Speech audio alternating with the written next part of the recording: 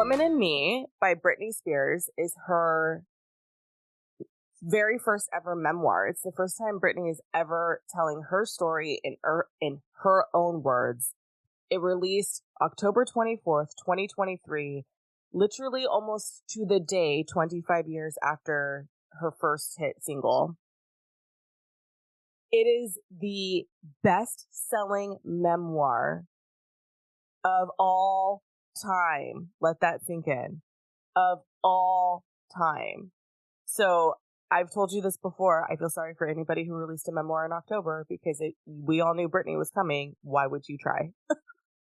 Yeah, looking at you, Jada Pinkett Smith. Just like always looking at you, Jada Pinkett Smith. With your like inappropriate timing and texting me about your marriage. I didn't ask you, Jada. I asked how Will was. Get a divorce. You have enough money to get a divorce. Oh, man. I got derailed because you brought up Jada and I wasn't expecting that. How dare you not be expecting me to bring up Jada after... She's the only I guess that Julia Fox woman also dared to release her memoir in October, but Jada was like, I can go up against Britney. And she probably honestly thought that she could. Well, she's a triple Virgo, so I'm sure she's a lot to deal with. The audiobook is narrated by Michelle Williams. I need to specify because there was some confusion on the internet for a hot minute about which Michelle Williams. And it blew people out of the water. They weren't expecting it to be well written. They weren't expecting it to be so vulnerable. They just weren't expecting this from our girl, Britney, which I feel like is kind of the first point I want to talk about, which is how dare you not think Britney give us a quality memoir and then she deliver? You know what I mean? Yeah. Well, and it just feels like we've come full circle, right?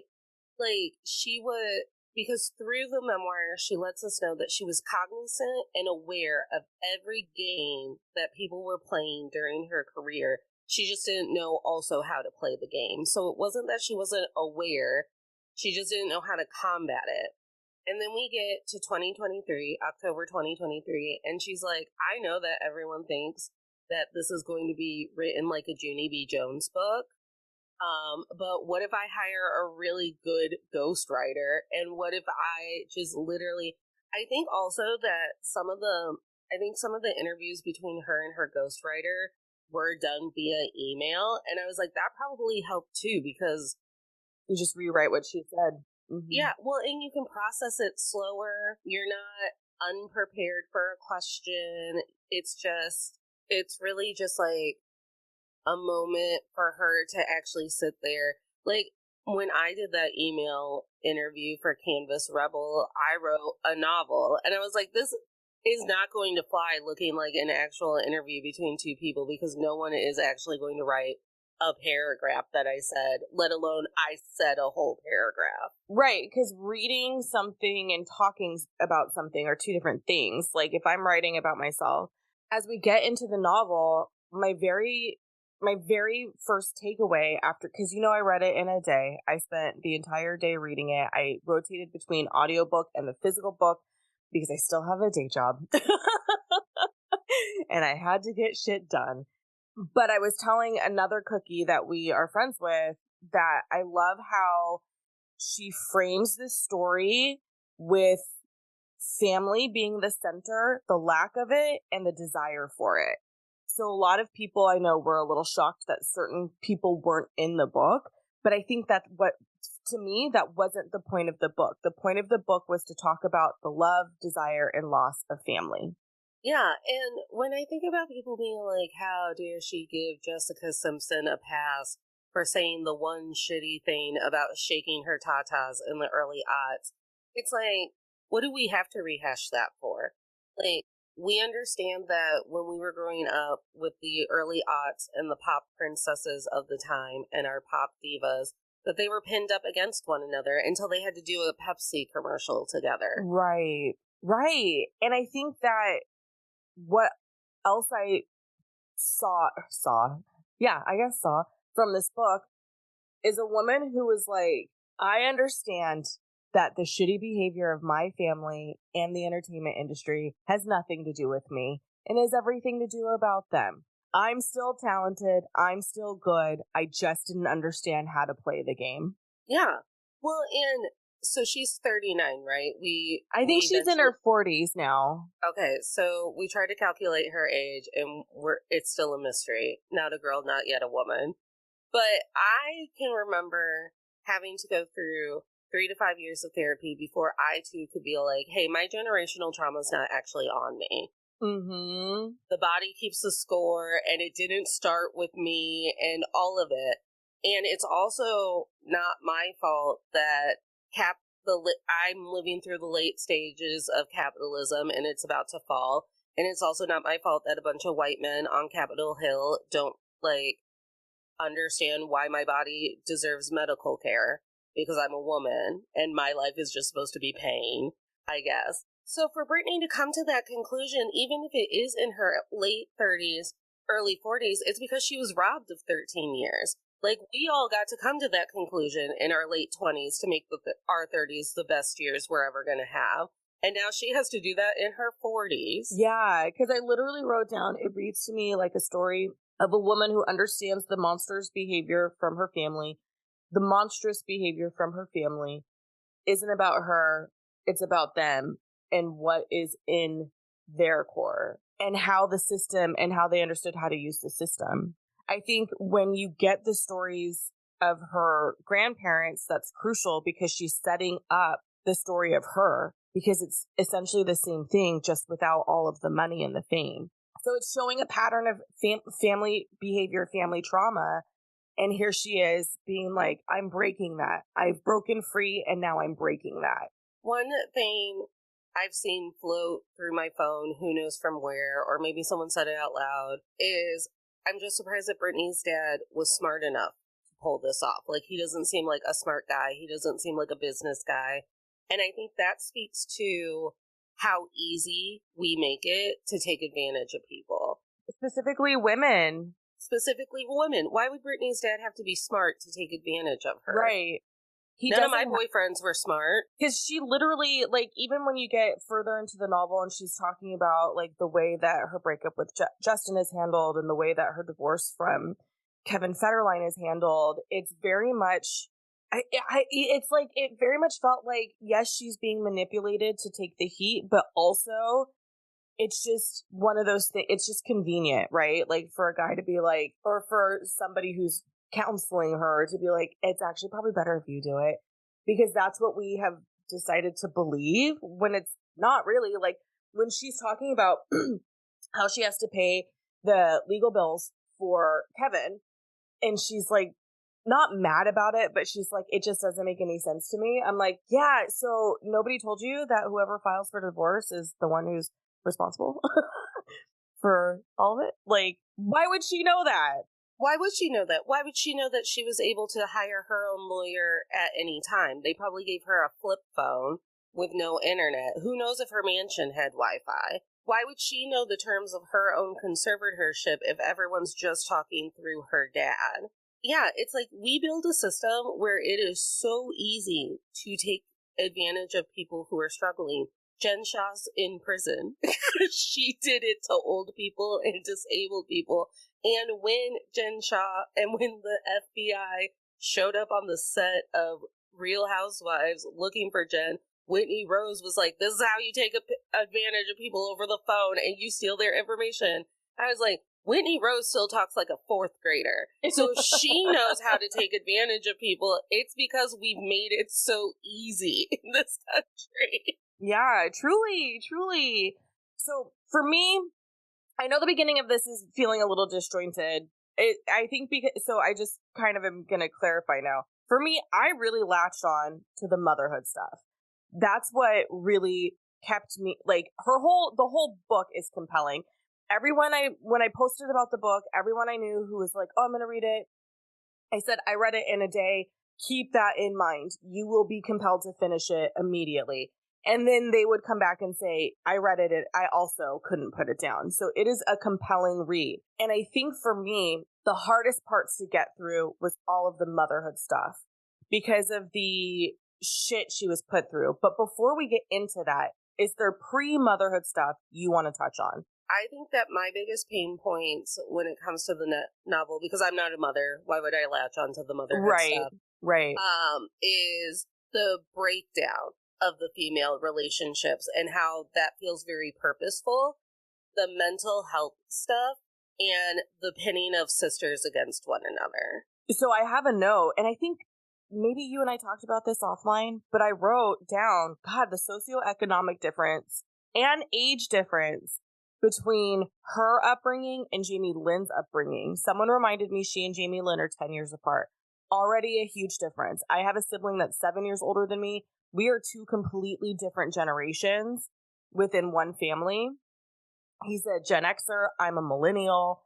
And also, we were in a very different socioeconomic status by the time I turned 10 and 13 and 15, right? Like, so it's a huge difference. But to your point about the breakdown of relationships, she's gone so much that there is no opportunity for her and Jamie Lynn to really build a sisterly bond, right? Like, after Jamie Lynn's born and she starts doing all the fame stuff, I think when there's such a big gap, and even like my sister and I are only 17 months apart, and we have also had to face, like, I've had to work through memories in my life when I'm like, that wasn't fair to pin me against my sister in that moment, or like that wasn't fair for someone to say to me to make that comparison between me and my sister. We were children and we were different people. So I think if you're Lynn Spears, James Spears doesn't count because he's just drunk in a bedroom somewhere. Gambling all their money away. But if you're Lynn Spears, I think it falls onto you to make sure that Jamie Lynn's not a little bitch about Brittany and her career, to be like, no, like, your sister is talented, you're talented too. But I think there's also an overcorrection there, because it's like, you can be just as talented as Brittany. And so that, not that I'm almost going to sympathize with Jamie Lynn, because then that feels like she wasn't ever given a choice on what it was that she was able to find her talent in. Yeah, that's my takeaway from this book. And after having listened to Chelsea's podcast about Jamie Lynn's memoir, like, my takeaway was, holy shit, Brittany's the most talented one of all of us. Now everyone sort of walk in her footsteps if there are any children after her, which is what, but there's no acknowledgement that Jamie Lynn doesn't have the talent that Brittany has. And there's nothing wrong with that. There's nothing wrong with the fact that this little sister has a different skill set. She's just never given the space to discover what that is. I mean, going through high school, my sister was the direct year after me. So if I was a sophomore, she was a freshman. And my teachers would, like, talk me up. I'm very smart and charming. And, you know, I think that would, like, crumble away at some insecurities of her. And she'd be like, well, I can't do math, and Natalie can read and do math. And I'm like, luckily, I wish she would have said out loud to my face, Natalie does math real well. No, Natalie cheats at math real well. Like, she finds people to copy their homework and then flirts with the student teacher. That's what Natalie does to pass math. It's the only way women can survive. It's the only way women can math. We love a woman in STEM, but one I am not. Yeah. I'm a woman in STEAM. When they add the art part, I'm like, when there I am. That's it. But, like, so, and again, we were basically Irish twins. I don't even know if that's a term anymore. So, I think it still is. I don't know if it's appropriate, but that's... Take it to the comments. And so, like, our aunts and uncles treated us the same. Like, we were kind of interchangeable. We ran in the same friend groups. Brittany and Jamie Lynn didn't have that. There's no reason for Jamie Lynn to not just look up to her big sister as another adult in her family. And instead, you got booze hound gambling away all of your money, and then a mother going, I need 2 cash cows out of this family now, because alcoholism won't just kill you and take you off my plate. Right, and that's the thing. I was thinking about it because I do get a little, like, uncomfortable when people do compare the sisters, because my sister is 5 years older than me, so half of the space, but she and my brother are so close in age, so she has the experience that you have, right? So my brother wasn't great in school, so then here she comes, and everyone's like, fuck, is this enough? This is a Washington, oh shit. And then she blows him out of the water because she's so brilliant. And then by the time I showed up, it's like, wait, maybe you're related, and we don't look like, we look exactly alike, but we don't look anything alike, right? Because we're all different shades of brown, so like people get confused.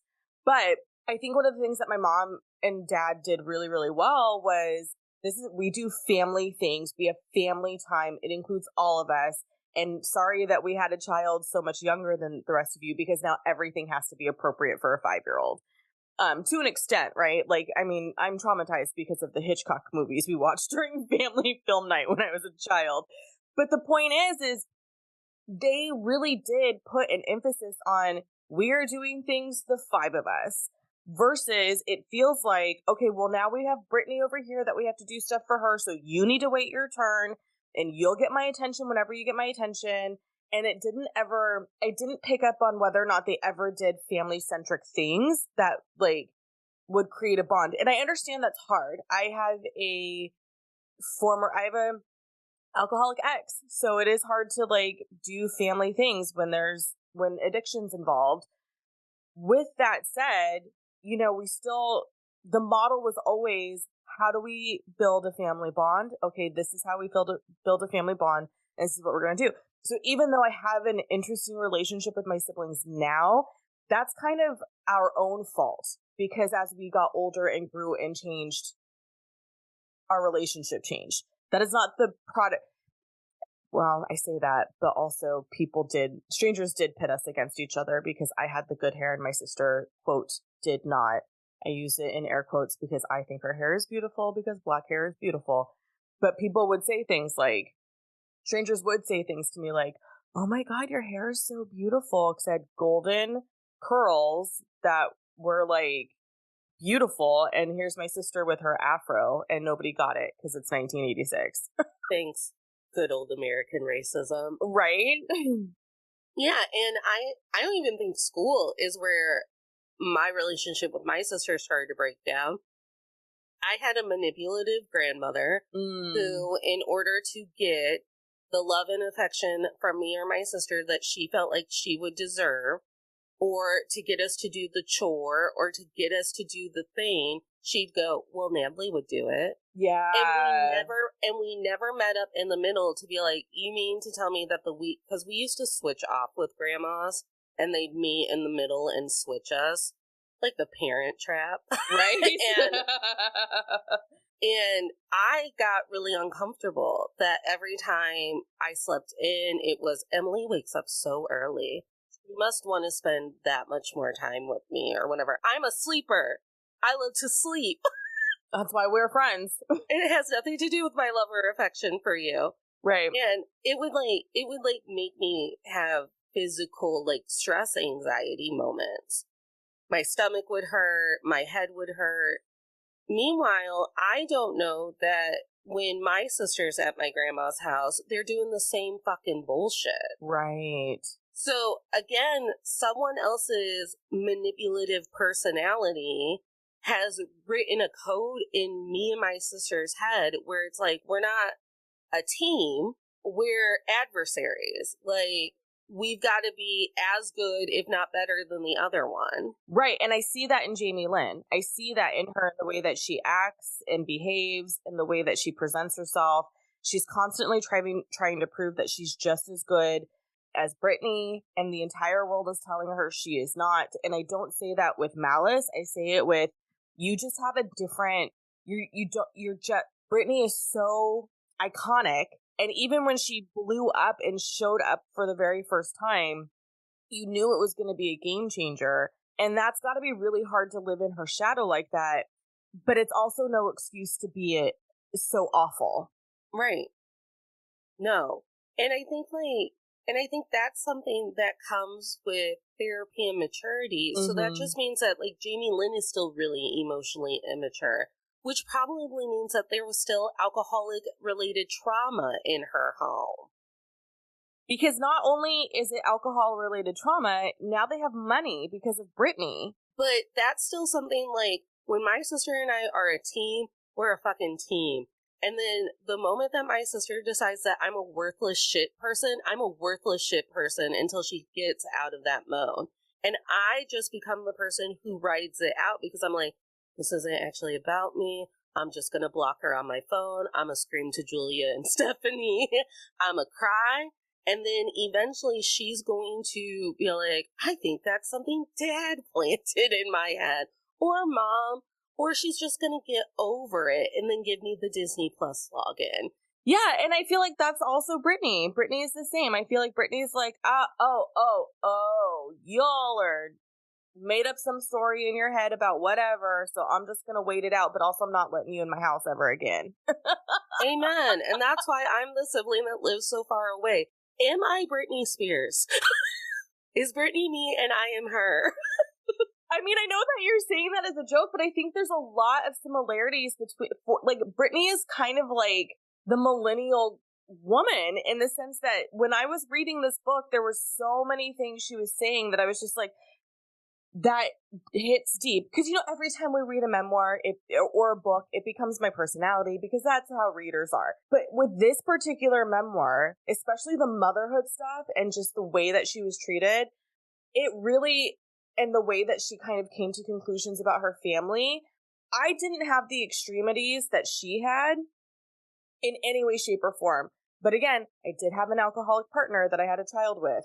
I did have lots of court battles and was in family court a lot. And so there was a lot of what she went through that mirrored what I went through to an extent that I'm just like, I wouldn't be surprised. And this is probably why it's the most sold memoir, because people are reading it and going, holy fuck, I see some of myself in her. Yeah, because you know what, Jules? Sometimes I run. Sometimes I hide. Sometimes I'm scared of you. But all I really want is to hold you tight. Make it right. Be with you day and night. But baby, all I need is time. Why was I 7 years old learning the choreography to sometimes being like, this is exactly how I feel all the time? All the time. Nailed it. Nailed it. Thanks, Nailed Brittany. It. I am Brittany and she is me. Another big thing is this is a mentally ill family. Like, it is a mentally ill family across the board. You're not coming out of the Spears family without being mentally ill. Why? Because it is a generation of mentally ill men abusing women into mental illness. Again, that's why it's so important that she had included the story about her grandmothers and what happened to her grandmother, because she's setting the stage for us to understand that this behavior from her father wasn't out of the blue. Right. And that when you have that context, it does kind of chip away at his authority on the matter, where it's like, I don't believe that we should just blanketly trust Sweeney Todd's little boy and just decide that he's fine. And I also think that it gives us empathy and it softens us to the weird shit that she does. So the talking in the British accent, as soon as she said, it just makes me feel closer to my grandma when I do it, and I miss my grandma all the time. I was like, well, fuck, at least it's a cute accent. I wave around a fake cigarette whenever I miss Peg. whenever I miss Peg, I just start gesticulating with my fake cigarette, and people are like, when did you quit smoking? I'm like, never once. I never had a cigarette in this hand. Let me just shake Peg off of me for a second. Yeah, I dip into a Southern accent when I'm missing my granny too. Like, and the thing is I think a lot of memoirs try to do the whole, like, here's how the origin story of my family, but they don't connect the dots by the time they get to their own story. And Brittany does. She's very clearly setting the stage and connecting the dots of why her grandmother's story is so important. Because I do the same thing. I'm terrible at connecting the dots. Because it is very important to me. It is very much part of my identity that my grandfather is an immigrant. It is very much a part of my identity that my grandmother and grandfather on my father's side, you know, my grandmother grew up passing. And so, like, these things are part of my DNA that caused me to be who I am today, are the reasons why my family behaves in certain ways I couldn't connect those dots in a memoir for you if I wanted to. Not yet. I'm not ready to. I don't know how to yet because I'm still processing all of it. Hey, one time my therapist called me on something, and it was every time that I was going to go deep into like how I actually felt about something, I do this like, it's almost like a laugh, but I'm swallowing the laugh. Mm-hmm. And when she mimicked it back to me, I was like, oh, fuck, that's what Cindy does. That's what Hot Mom does. Whenever she's so pissed and she's so frustrated and miserable at whatever white lady bullshit she's miserable about her marriage that's mediocre and her kids that are a mess. And I was like, and if you add a little gravel onto it, I've heard Peg do it. So I've heard Peg, my Aunt Melissa, my mom, we all got this fucking little trigger noise that we make. And I go, it's literally a swallowing our big anger emotions. And I probably couldn't, like, put it down in a memoir, but I sure as hell wrote a poem about it. And then I started outlining a book about, like, what if I took every woman in my family and explored her anger through poetry? Yeah. So look for that coming 2025, Silent Enraged Woman by Natalie Katona. Love it. Can't wait for it.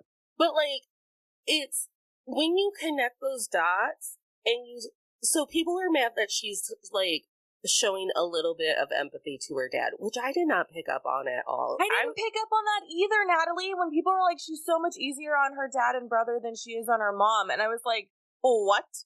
Number one, Brian who? Who is Brian? Brian He's just a man that got into a car accident. He didn't ask to be here. They fucking dragged him around. They're like, Brian, you're the firstborn. You're the eldest boy. Like, get in, loser. October 2023, baby, when I clocked that Brittany had a brother, I was like, who is this Brian? Easier on the brother, because he's literally inconsequential. Yeah. Which can't be good for his male pride. But especially if he's got that Jamie Spears DNA going. Like, who is he? Is he harming people? Do we need to check to see if he's also a villain? Like, what is the story about Brian? So I think what happens is when you can talk honestly about the shit that has happened in your generational family, when you can talk honestly about, like, hey, like, no one was real cool about antidepressants in the 80s, the 90s, the early aughts, let alone the 70s and the 60s. So when my grandmother became a widow and her oldest was 16 and her youngest was 4, maybe that explains to me why she was cold on holidays. Maybe that explains to me why my great uncle cries every time he looks at me. I'm not giving them a pass. I'm not saying, like, hey, Peg, you owe me an apology from the grave. I've actually, like, laid on Peg's grave and just forgiven her while I'm sobbing to be like, I get it. Being a woman is hard. And then when you're the strong woman, it's even harder. All your fucking kids and all your fucking grandkids piss me off, Peg, because they're not strong. And then I just tattle and I cry. And I just forgave her. And that's the healthy move. The healthy move is to understand that your dad's dad was an alcoholic. It's not like she goes, and then I love him through it. And I just know that my dad thought he was doing what was best by me and the courts were doing what was best by him. And that was fine. That's not what she said. Which to me, that's forgiveness. To me, that would be for like delusional forgiveness. Yes. She very clearly is like, you're not allowed in my house. That's a boundary. As we know, my parents' marriage ended in a fiery affair. And after not speaking to my mom very regularly for 3 years, she came to my house, she sat me down, and she's like, let me tell you some adult things about my marriage. And then you're just like, well, fuck. I don't have to forgive your action. I don't have to forgive how it made me feel like I was in limbo for a little bit about whether or not I actually had a mom. But I would do anything to get those 3 years back where I just understood where my mom was coming from. And I could get over my bullshit and shut out a lot of voices in my head that were like, no, your mom's a bad person. Right. Which Can we move into the motherhood stuff? Are you Yes. Are you okay? Okay. We've brought in Peg and Cindy. We might as well move. We got to move into the mom stuff now. Okay, so the motherhood stuff. When she is talking about being pregnant, first of all, I'm like, I remember that time. The only reason why I knew about Kevin Federline was because of Britney Spears. So when she talks about his career, I was like, what is happening? I don't know. I don't remember none of this. Like, he was famous because of her. Like, how did he make all these friends when it's like Kevin B in the studio with P. Diddy? When did P. Diddy want to look at Kevin Federline? And then later, he's a joke in the movie 17 again, when Zac Efron shows up in the high school and he's like, this is cool. I look cool. K-Fed was just photographed wearing this exact thing. And everyone's like making fun of him and like calling him names. And it's like, no. So that was a disconnect for me. And if it wasn't a disconnect for someone else, please let us know, because she named a song that he produced. No idea of that song. I was like, what? I can't even, like, I could still throw out a good portion of Bop, and I was a Hanson hater. We all can, right? Because Bop was like everywhere. But she talks about, so she opens up her relationship, like giving us this understanding that she's just really wanting stability. And I think she literally says on page 114, I thought Kevin would give me stability. I thought Kevin would give me the stability I was craving and the freedom too. And that's when you're like, if you didn't know the story, that's when you're like, that's ominous, because something bad is going to happen. Well, and I think, so the whole visual of him cradling her for hours in a pool, I was like, this is why it's scary to be a mentally ill girly, because we're preyed on. We are preyed on. I have had my depression and my anxiety twirled around into knots so that men get what they want.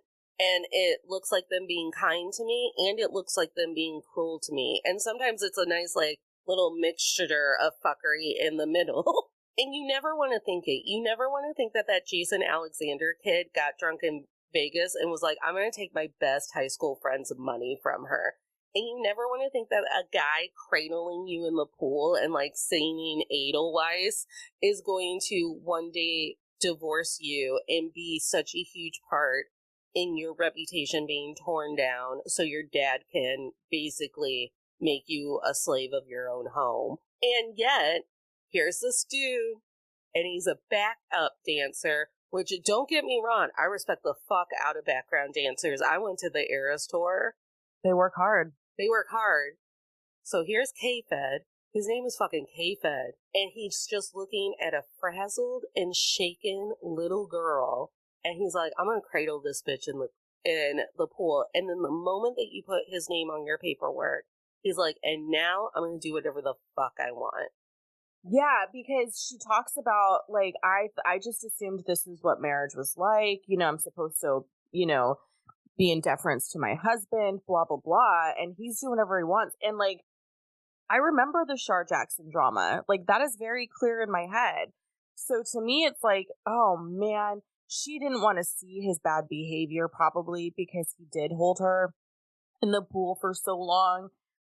But all of the signs were there with the way he treated Shar Jackson. And it's hard. So she has these kids. She's clearly having some postnatal trauma, emotional trauma. We could call it postpartum. Postpartum. Thank you. It could be true postpartum depression, where she really is on the verge and needs support, or it could just be the baby blues because she's had a baby, and we all get a little sad after we pop out a human from carrying it around for as long as we did. Birth is traumatic. It tears your body into two.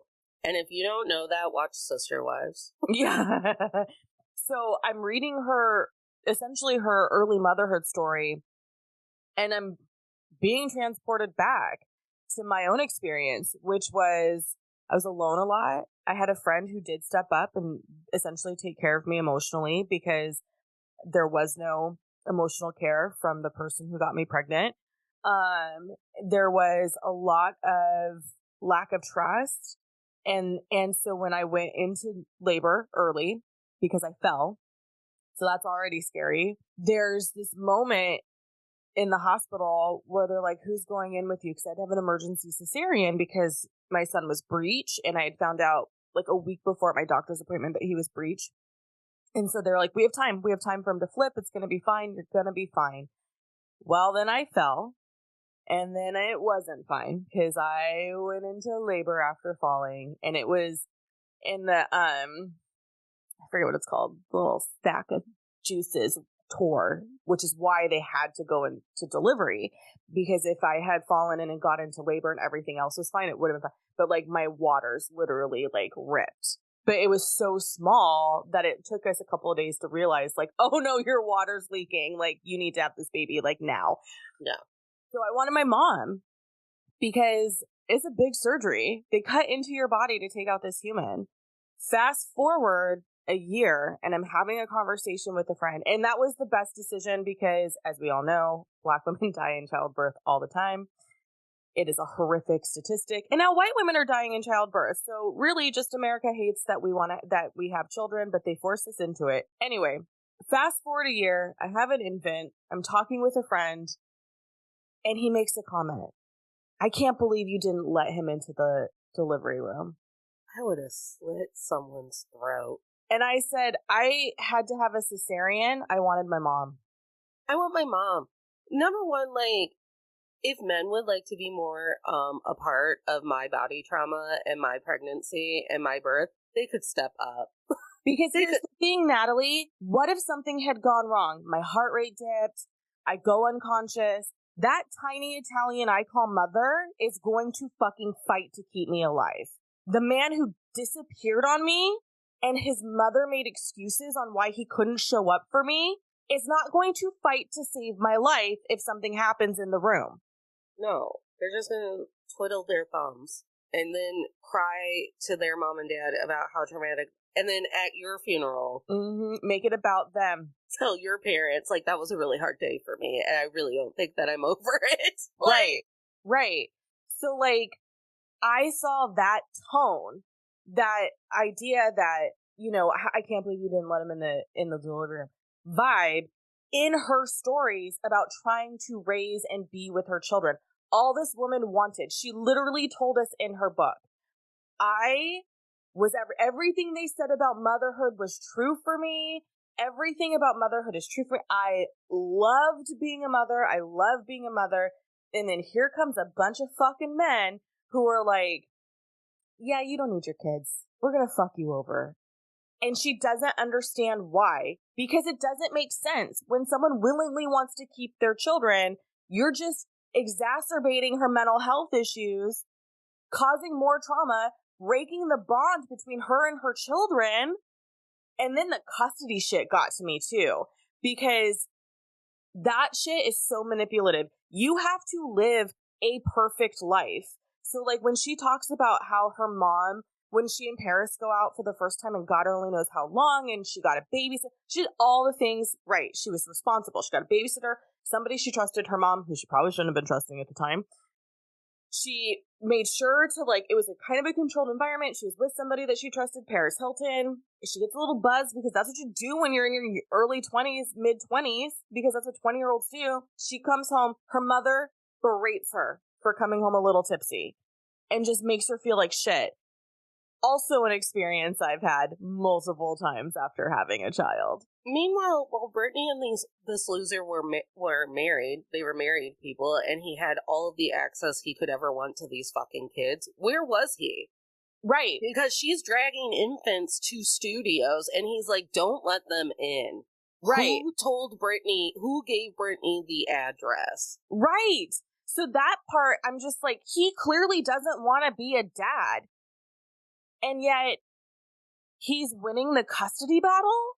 Because he's relying so heavily on the fact that she's, quote, unwell. She's unwell because you guys won't stop fucking with her. Well, and again, we see this a lot, where it's like, you're basically an absentee father until I'm ready to leave you. And it's like, when am I going to see my kids? Probably as much as you see them now, once a week. Joe Jonas. Joe Jonas.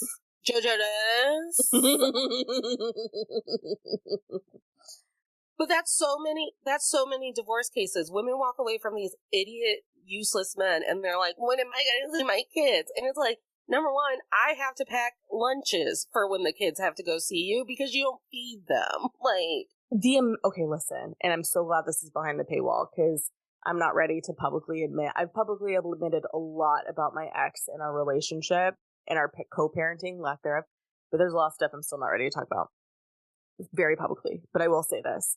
The amount of times my child was dropped off after 8 hours with his dad, and he's like, I'm hungry. What do you mean you're hungry? It's 7 o'clock at night. Didn't dad feed you dinner? No. Did you have any food today? No. No, because they don't think unless they're hungry. And I'm like, how do you have a small human and you don't think I should feed it? Is it a money thing? Because you know what I did when I didn't have money to cook dinner? Called a grandparent and said, hey, we love to see you for dinner tonight. You free? And they don't know I don't have the money for dinner, but they're sure as fuck thrilled we showed up because that means they got to see their grandkid. I have countless friends and women in my life. I have binders full of women in my life who basically have to write fucking sub plans for their husband should they be left alone with the children for more than an hour. Like fucking Post-it notes, fucking this is how you turn on the oven, t-shirts still go on torsos and pants still go on bottoms even if it is a girl. Like, yeah. So in the book, it's page 146 when she talks about the custody bid, and she says, as part of his bid for full custody, Kevin tried to convince everyone that I was completely out of control. He started to say I shouldn't have my own kids anymore at all. So to your point, Natalie, where the fuck was he when she's dragging her kids all over the state of California trying to find this fucking man? Also, I'm only trying to, and like, good for Brittany, she was trying to make her marriage work, and she had a lot of Southern influence on why we make our marriages work. But listen, we just watched The Tudors. I'm gonna Anne of Cleves that shit. If you don't want to be in my house, don't be in my house. I'm not dragging my kids all over the US of A trying to find your ass more than once. Don't come home. I'll tell the kids you're dead. I don't know. So that's the thing, because what was so heartbreaking, because the story about her mom and the way that they're trying to portray her, again, it transported me back. I have day planners noting every single move of my child's father, especially during the years that we were in family court, because he tried to make claims and he lost every single time because I was raised by a cop and a social worker who were slightly paranoid people, and kind of rightfully so, because again, child of an immigrant, a black man. And so we constantly have to prove that we aren't the ones in the wrong. That is a generational trauma that I'm fucking tired of. But that is my advice to any woman who has small children that tells me they're getting a divorce. I tell them, get a fucking day planner, write everything down. Because if you write it in a day planner, it's not suspicious to the husband. Because you're just keeping a calendar of the kids' events and what you have to do to keep it all straight. But really what you're doing is tracking his every fucking move, because you're going to end up sitting in family court and having to prove that he's lying about how much he does for the children. Also, like, if you ever want to, like, try to sniff out what women in your family still have internalized misogyny, listen to them talk about some other woman's divorce.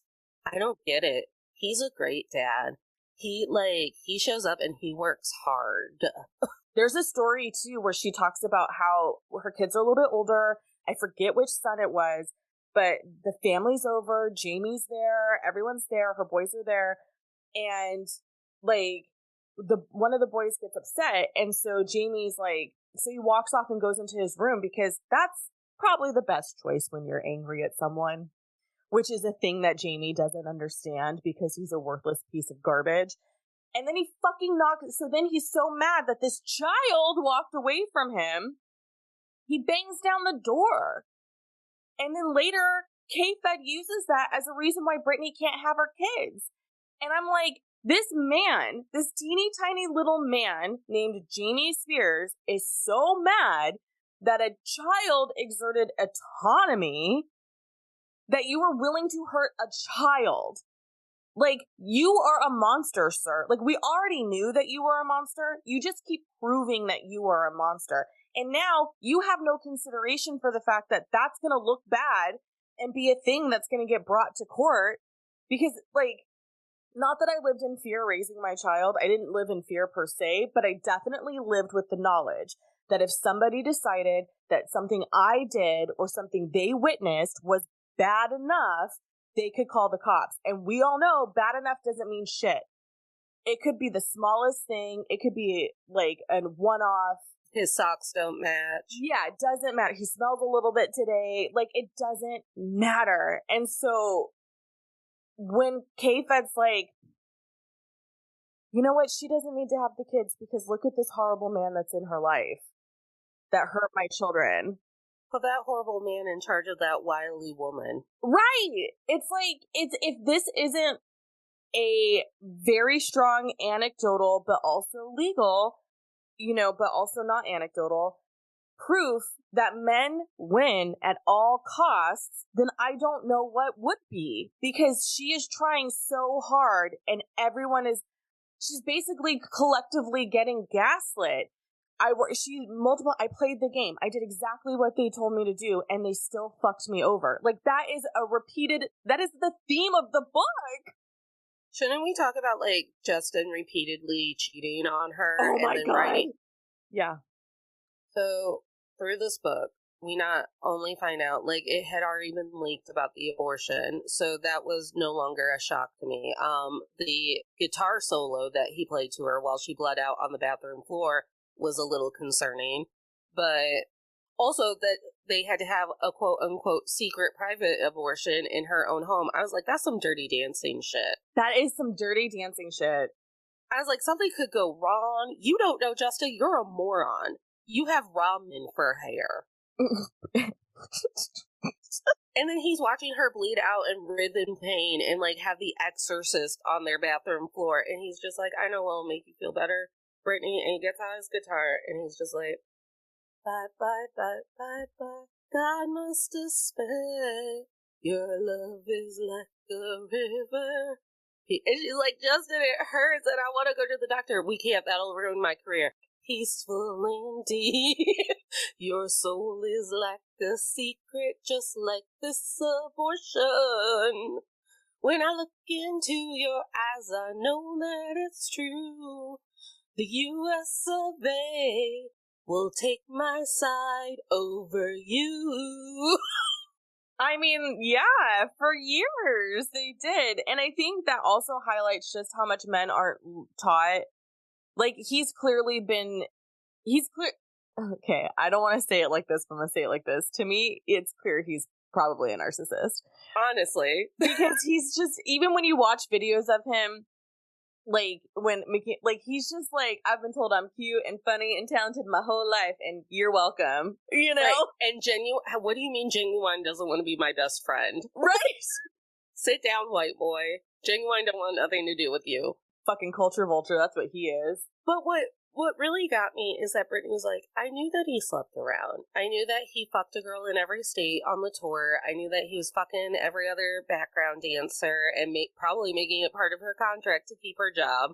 Yeah. And she's like, and I just forgave him because I loved him. And I knew that the job was hard. And I knew that fame gets to people's heads. And I thought that at the end of the day, he loved me too. And then the one day that I was like, I would like to be dicked down by someone who might actually like me, he's like, cry me a river. Going on like all of the talk shows being like, she did me wrong. Brittany broke my heart. I'm America's golden boy. And she broke my heart. Like, no. Because men can't just do the shitty thing and then leave me alone. They have to do the shitty thing and then go on their, like, I have had men go on PR tours to try to get, and who am I that you have to go on a PR tour to try and get people on your side? I guess I'm fucking amazing because you're trying to make yourself seem sane. I told you the story about how I ran into somebody who we became friends later, but like they were sort of spending time with my ex and like it, whatever. So then fast forward 5 years, she's in a happy, healthy relationship with someone else. We're hanging out one night and she's like, And this is like after weeks of hanging out together. And she was like, you're actually like, don't take this the wrong way, but like, I really enjoy spending time with you. And I was like, why would I take that the wrong way? Like, that's weird. No, I enjoy spending time with you too. She's like, listen, I have to tell you. Tells me every dirty, nasty, mean, horrible thing my ex ever said about me. And then she was like, and we believed him. When he said that you kept him away from his kids, we believed him in the beginning. And then it was interesting because she said something like, and then we realized that he's probably lying because after 3 months, he made, like, he never saw, like, it was the same story over and over and over again. Like, we never saw him make effort, blah, blah. And she's like, and now spending time with you, like, you're fun. You're off. Like, it makes me happy when you're like, when I get here and you're here. And I was just like, thanks. And then I went home and fucking cried because who else is he saying that shit to? The entire town. The entire town, which is probably why I have a really hard time living here. Because people are like, well, of course, like, Justin had to go on a PR tour for his career because he broke up with America's actual sweetheart. And you think that you get that. Like, you think you get, like, why his PR team would tell him that. Okay, whatever. But then you look around and you're like, wait a minute. Jules' ex did that. Mm-hmm. My ex did that. My dad did that to my mom. Went to her family's home. Told a bunch of stories about her to her brothers and sister. And then people believe them. And then people are like, of course you did nothing wrong, you beautiful prince. And the thing is it's not even that they always win, it's that their egos always win over us. So when I left, you were like, what do people think less of me? We can't have that. I'd rather she die. And that's why women get murdered. But also, that's why they try to murder our reputations, because we had it within us. Even if they break up with us, they're like, people really like her, though. I don't want anyone thinking I'm a dick. Better just spread rumors around town. And men who don't want to be fathers don't want anyone to know that they don't want to be fathers. That's why the abortion had to be a secret. And I think that's part of the flaw of the patriarchy as well. Because I think we need to be able, because my whole platform still to this day is, if he had just told me he didn't want to be a dad, I'd have been like, cool, peace, I'll do it on my own. And you know what? I'll even defend you if people are like, well, that's shitty. I'll be like, no, I don't want someone involved who doesn't want to be involved. Instead, you lied to me, you told me you wanted to be involved, and then you spent the next 15 years fucking around and screwing me over because you didn't know how to be a dad and wasn't sure, but everyone was telling you needed to step up. You don't need to fucking step up. I might be the only person on the planet who's going to give men a pass to say, you can walk away, because I don't want you involved if you're just going to fuck me over. Because it'll make it easier on me if you just go. Yes, because I was lucky enough to have a support system who was like, we don't need him. He's just making everything harder. You don't need him. The whole, like, please just leave me and be gone. And the idea that it's not just the patriarchy set them up for failure, but their own gaslighting set them up for failure.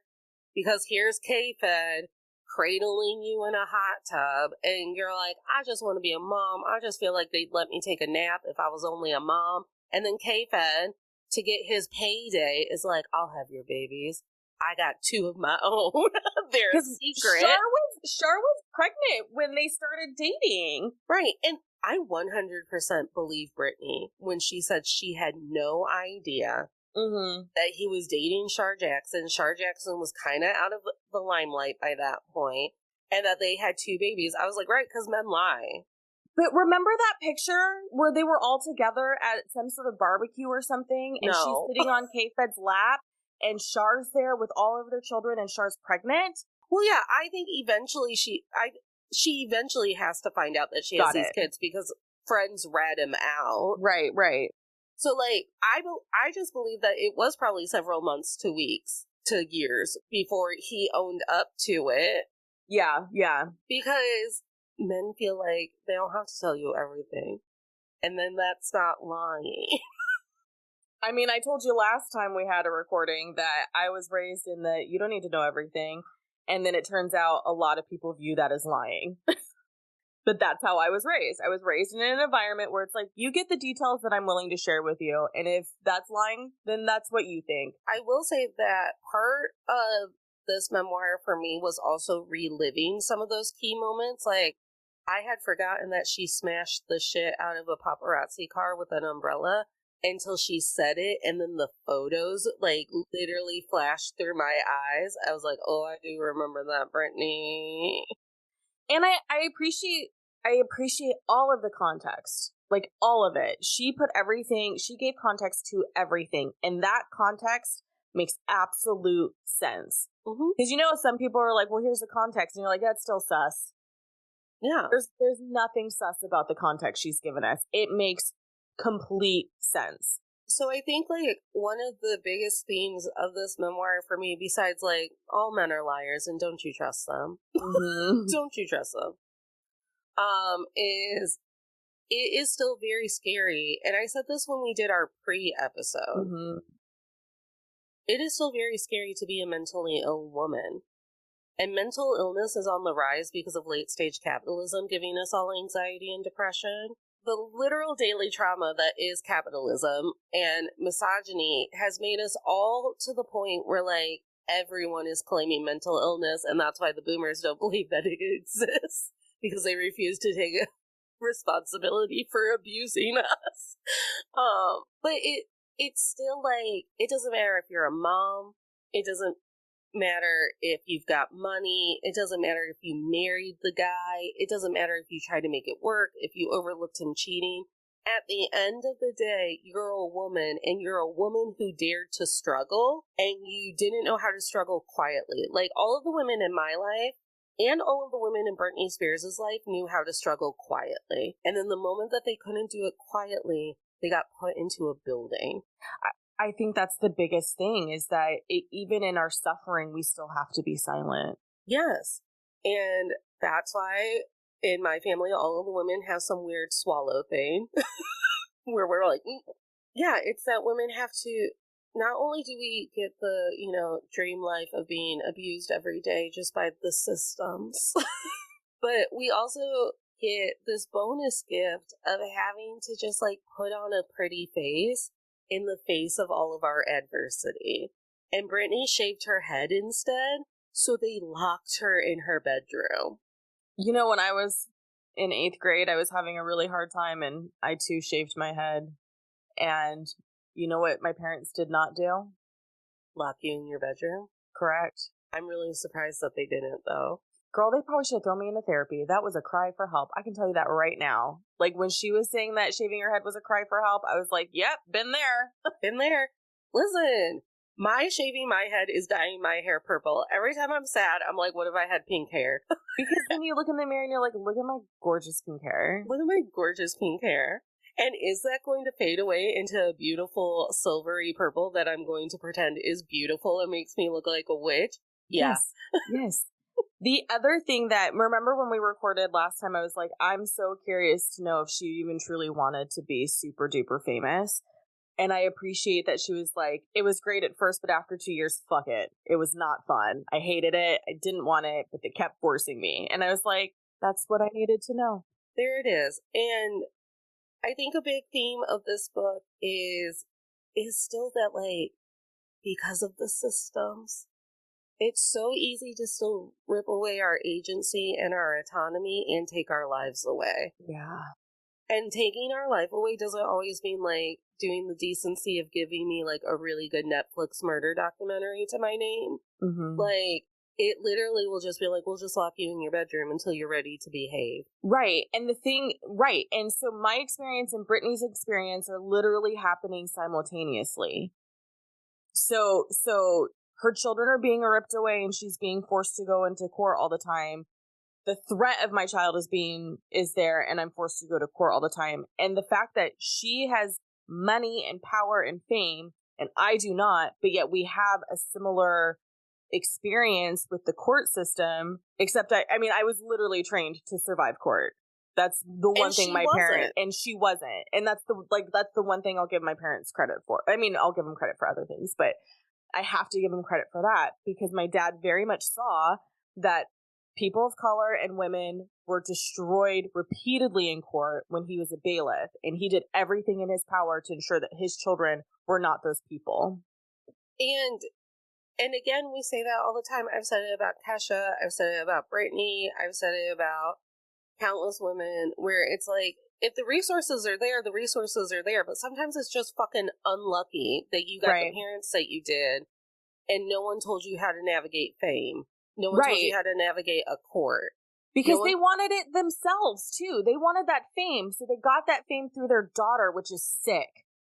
And, like, I've heard women who are older than me and are supposed to be role models to me say, hey, if it gets you an Oscar and a career that's going to end up to billions and all it needed was one blowjob, stop whining that you had to give a blowjob. Again, should you wonder, I wonder if any of the women in my life still have internalized misogyny. Ask them about Harvey Weinstein or the Kesha court case.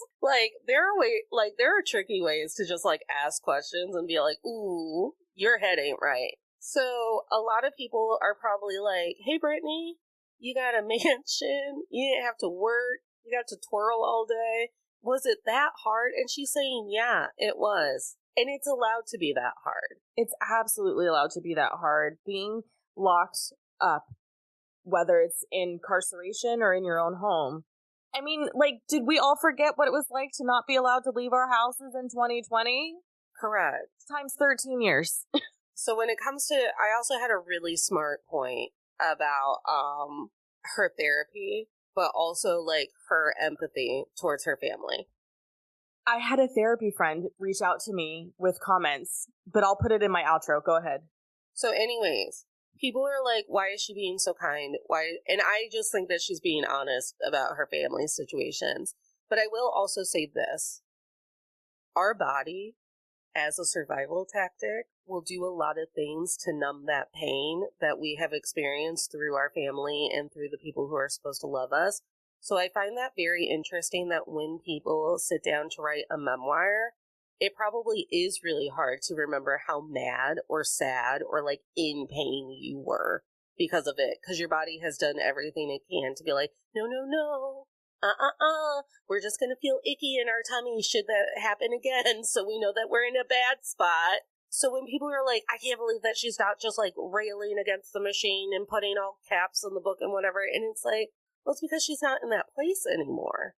If she was writing the memoir from the conservatorship, it probably was going to just all be angry emojis. But she's grown, and now she's looking back with perspective. And I think that's a really important part of memoir that people, miss. And then when it comes to her therapy, I don't actually think that Britney was an addict, but I think that they kept telling her she was an addict and treating her like an addict to further discredit her. So I don't even know if Britney would be like, nah, I'm not an addict. It's like, what are you addicted to? Soda pop? Me too. Well, and that's the thing she talks about in the book a lot. She's like, I did something they didn't like, so they put me in rehab again. And I'm just like, make the math. It doesn't make sense for you to be in rehab. You didn't actually do anything.